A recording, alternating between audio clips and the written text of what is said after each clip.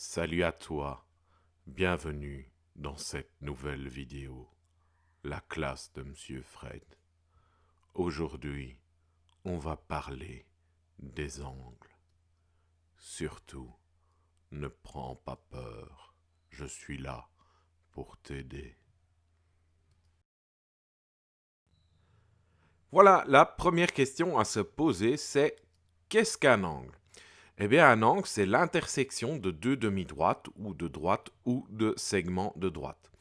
Donc tu vas avoir une demi-droite d'origine O qui continue là où j'ai mis les trois petits points et une seconde demi-droite de même origine O avec les trois petits points qui montrent que c'est une demi-droite. Et au milieu, ici en rouge, tu vois apparaître mon angle. Alors cet angle, on aurait pu l'obtenir en croisant des droites ou en croisant des segments de droite. L'intersection, c'est-à-dire notre point O, c'est ce qu'on appelle le sommet de l'angle.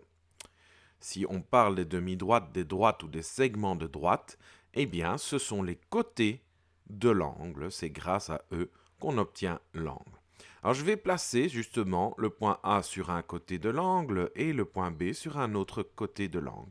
Ainsi, on peut dénommer un angle AOB et on n'oubliera pas de surmonter le tout par un chapeau de chinois ou un grand accent circonflexe si tu préfères. Il existe donc différents types d'angles. L'angle de référence, je dirais, c'est l'angle droit. Il mesure 90 degrés. Le voici qui s'affiche à l'écran. Tu vois que je mets l'amplitude ici en rouge. Plus petit que l'angle droit, c'est l'angle aigu. Il mesure moins de 90 degrés. Tu le vois apparaître ici et tu vois en rouge mon angle de 90 degrés. Donc tu vois que l'ouverture de l'angle est moins forte. Plus grand que 90 degrés, c'est l'angle obtus. Il fait plus que 90 degrés. Il est plus grand que l'angle droit que tu vois ici à l'instant apparaître à l'écran. Il existe aussi des angles spéciaux. On a l'angle plat.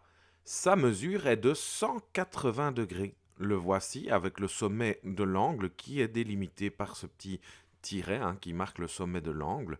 Et le voilà, mon angle plat. On a l'angle plein. L'angle plein, c'est 360 degrés. Alors je te conseille de penser aux aiguilles de l'horloge. Quand elles font un tour, eh bien elles font 360 degrés. Donc voici un angle plat. 360 degrés. Alors, on parlera surtout de mesurer un angle, la mesure de l'angle. Eh bien, lorsqu'on mesure un angle, on parle de l'amplitude de l'angle. Son unité de mesure, c'est le degré. Et le symbole de l'unité de mesure, c'est le symbole du degré, c'est le petit rond que l'on affiche au-dessus des nombres.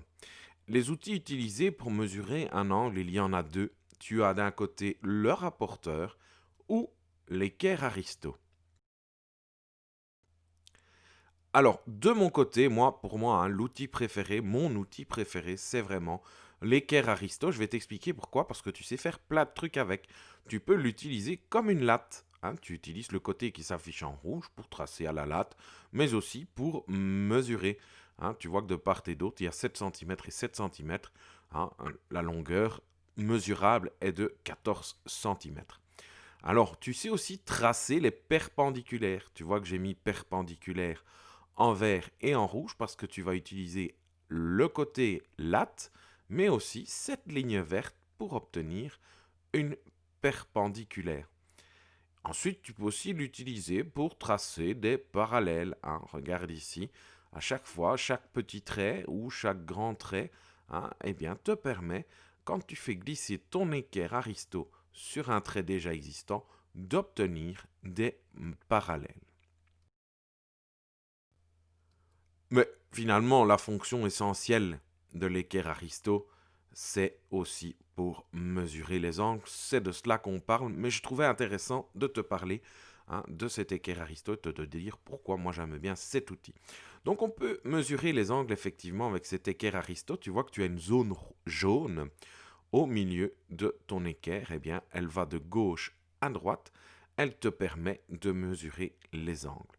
Mais si tu regardes les côtés de ton équerre Aristo, hein, de droite à gauche, elle te permet aussi, hein, les côtés te permettent aussi de mesurer les angles. Donc, on peut l'utiliser des deux côtés, de gauche à droite avec la zone jaune, ou de droite à gauche avec les côtés de l'équerre Aristo.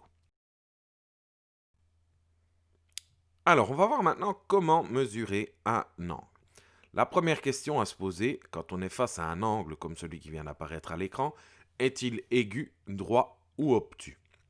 Hein, effectivement, tu sais que s'il est aigu comme c'est le cas ici, tu devras obtenir une mesure inférieure à 90 degrés.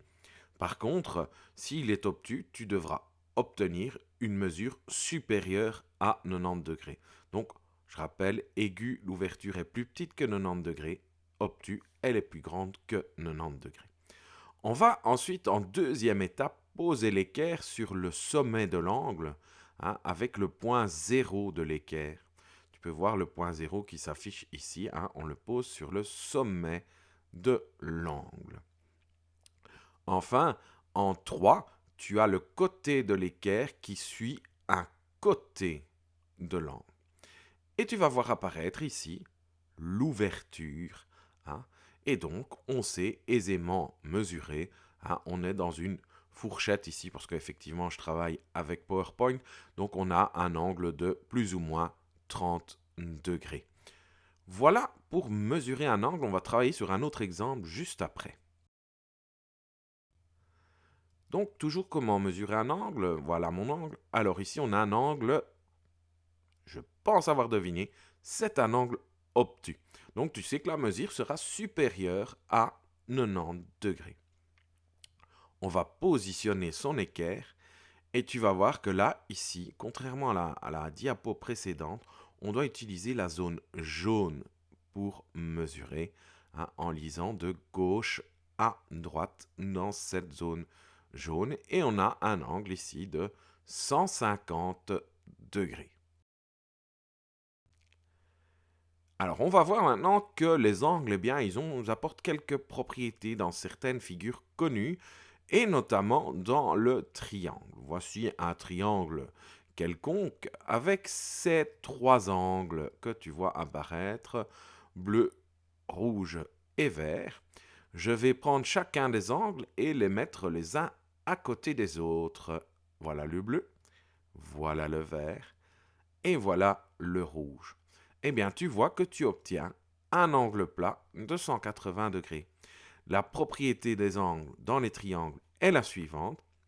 La somme des angles dans un triangle est toujours de 180 degrés.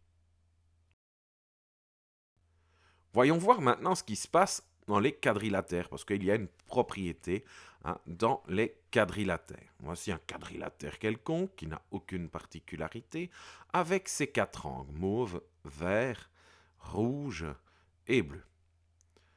On va faire la même chose qu'avec les triangles, c'est-à-dire qu'on va les mettre les uns à côté des autres. On commence par le rouge, le bleu, le mauve et le vert.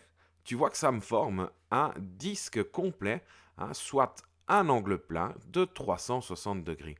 Donc retiens ceci, la somme des angles dans un quadrilatère est toujours de 360 degrés. Voilà, je te dis un tout grand merci. J'espère que tu as bien compris, hein, ces éléments concernant les angles. Si tu as compris que ça t'a aidé, pense que ça peut aider d'autres personnes, n'hésite pas, tu likes et tu partages. Et si ce n'est pas encore fait, n'hésite pas à t'abonner à ma chaîne YouTube. Allez, ciao ciao!